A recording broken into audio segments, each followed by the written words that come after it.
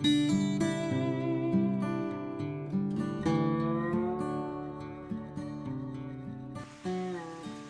raining. Good morning. This is my tent site. There was no room for me in the shelter. Only held 6 people.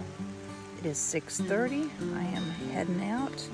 Want to do another 17-mile day to get to the next shelter. And there's still some tents set up over there.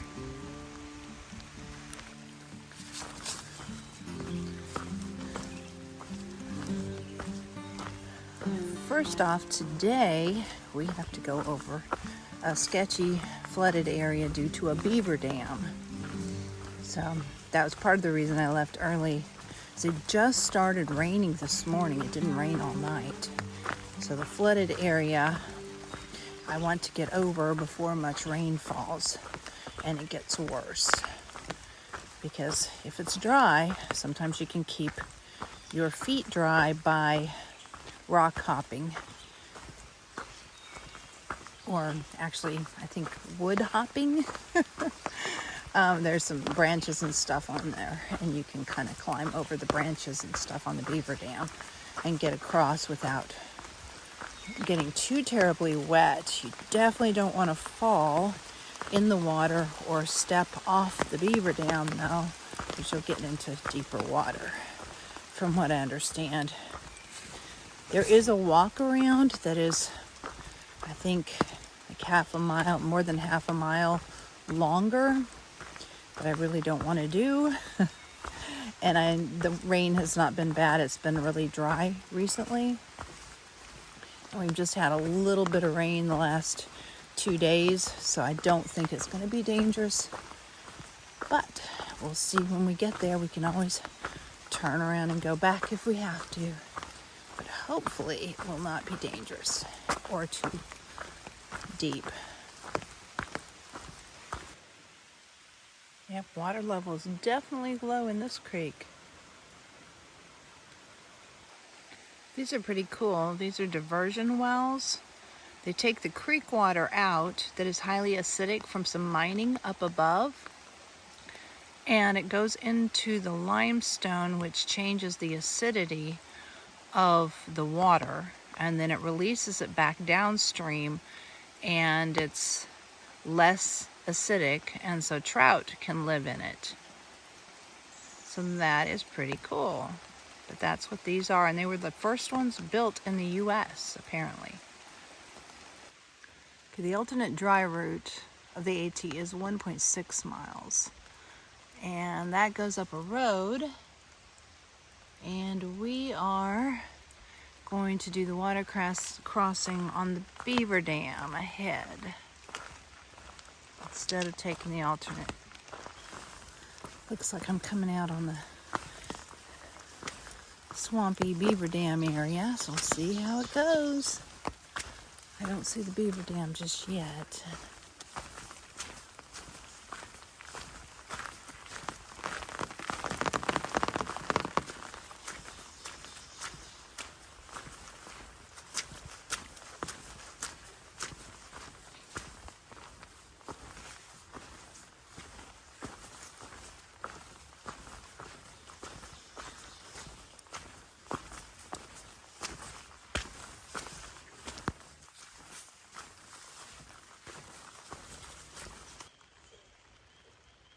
This is beautiful.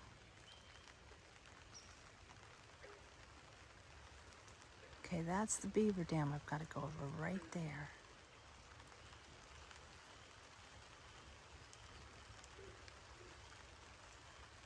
And it is flooded, but there is some wood on top of it. So I may put on my other shoes. I've got some Crocs, and I'll put those on and keep my shoes as dry as possible. Okay, here we go. This is what I gotta walk through. You can kind of get on sticks, it says. So I guess this log here. And try to, whether that log rolls. And there's some sticks right here. Go across that. And use the poles.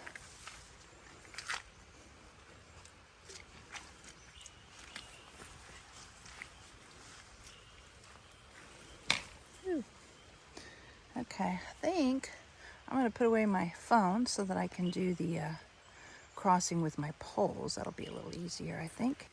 I think I got through the worst of it. My feet didn't stay dry, so it's a good thing I switched shoes. There's some gnarly mud right here.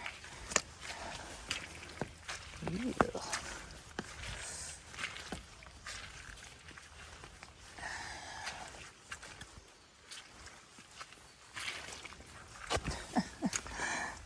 That's lovely.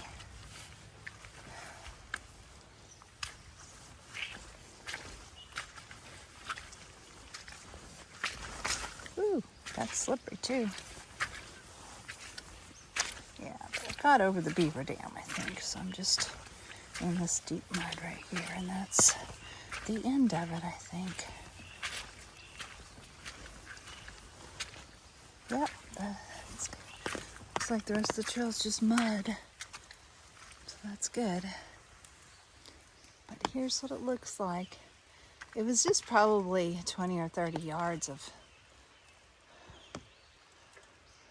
actual Beaver Dam crossing. Wasn't hard at all. Now, it would have been if the water would have been running in deeper. There's a big rattlesnake that lives right here on this side of the Beaver Dam. People see it a lot after they cross over the Beaver Dam, but since it's a cool, rainy day, he is not out. I did not see him. All right, that's one of the smaller ones I've seen. He is not even as long as my pinky finger. He's seriously tiny.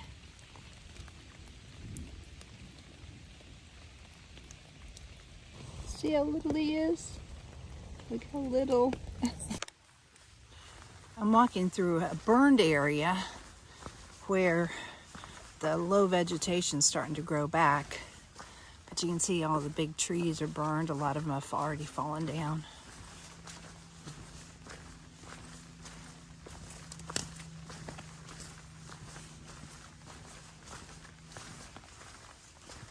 There's stickers. Brambles through here.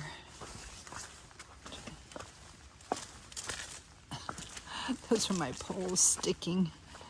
They're going to be full of stickers.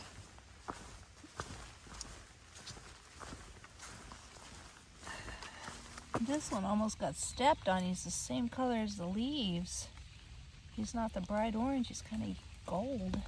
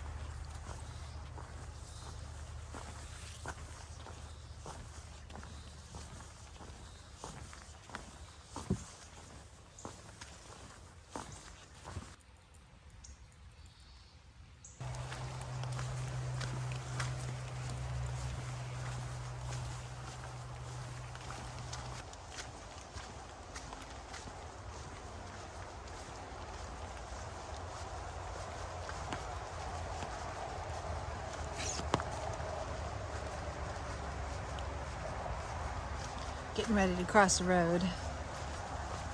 There's a parking lot too. We just actually have crossed, I think, 3 roads. Or this will be the 3rd one. Pretty close together.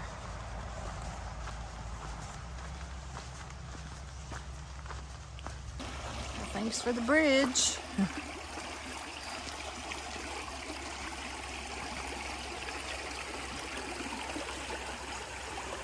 Made it. A little bit wobbly, but it works.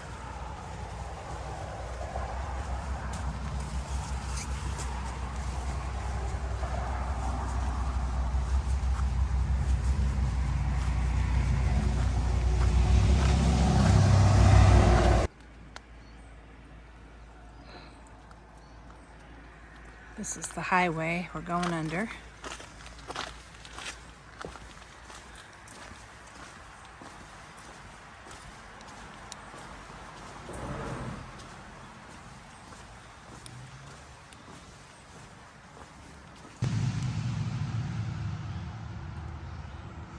Very cool. Look at this.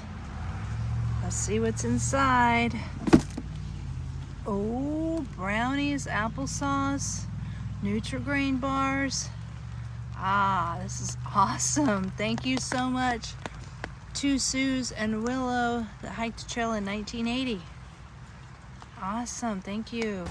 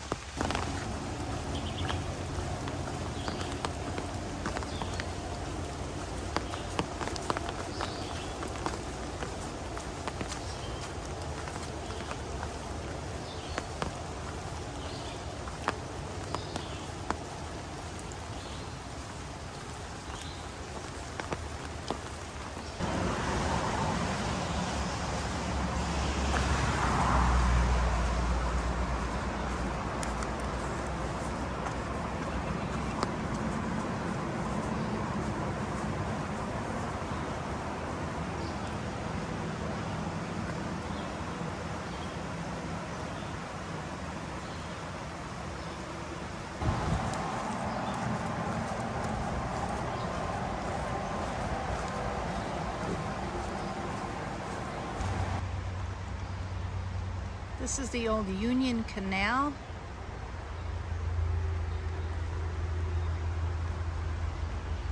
It was in use from 1830 until 1862. Canal boats filled with coal from the mines north of Pine Grove passed this spot on the way to cities as far away as Baltimore, Philadelphia, and New York. The original lock at this location was much smaller and made of wood. In 1851, the lock was reconstructed of stone and enlarged to accommodate boats that could haul up to 80 tons of cargo. This is the lock right here.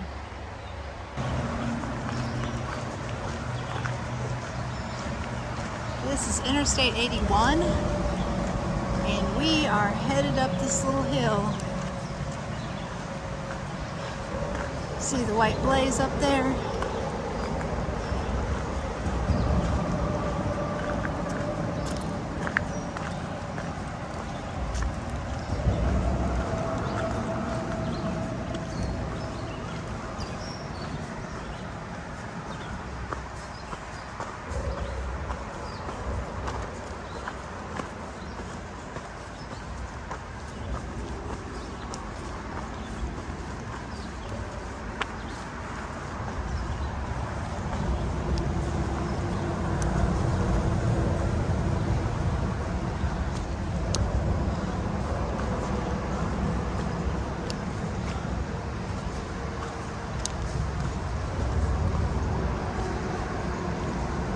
Climbing a mountain for a while just after I crossed under 81.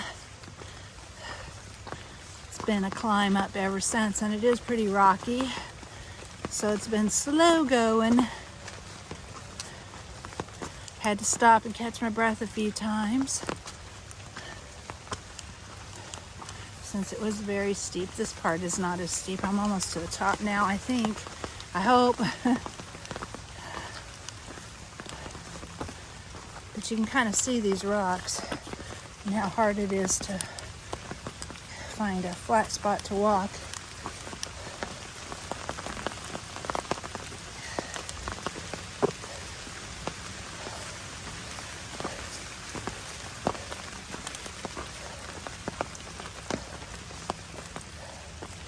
Not to the top yet. Still climbing. It's a big mountain.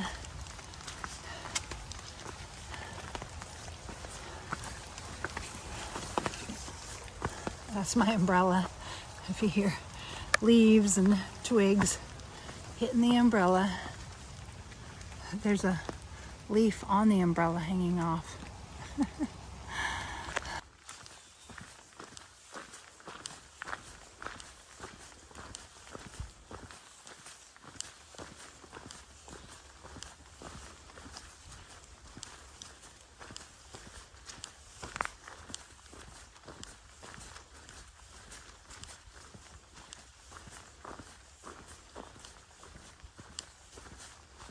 Okay, we got to the rocks.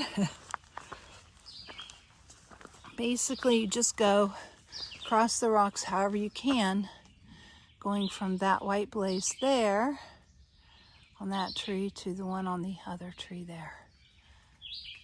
So right through the middle of them somehow. Still going. The rocks are a little bit smaller right here.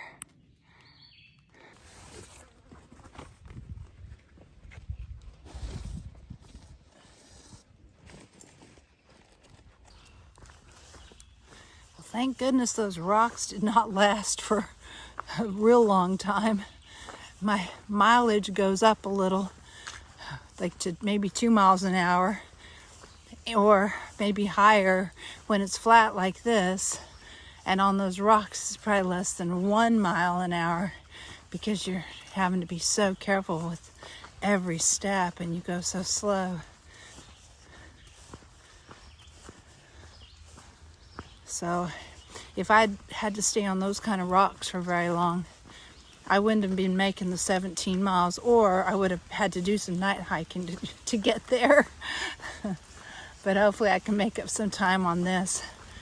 I think I'm about 4 miles away. I think I've done about 13 so far, I hope. I haven't looked at my map recently.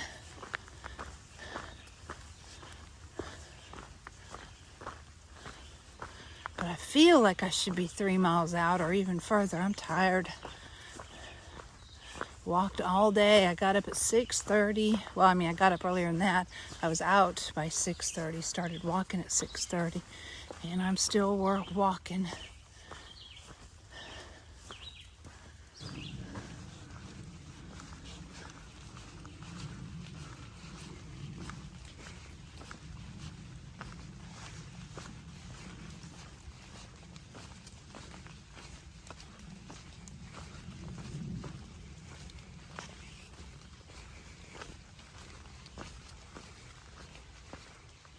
Less than a mile from the shelter, and this shelter is at a road. It actually has a door on it and bunks inside. It has a caretaker, and you can order pizza delivery there. So I might be having pizza for dinner. It's just a little after 6 and less than a mile to go. Well, that last mile, they decided to make it a rocky one. It's going slowly because I'm climbing over all these rocks.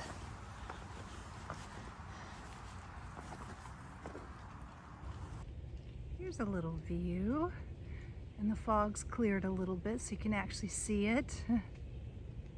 Nice. Another nice view.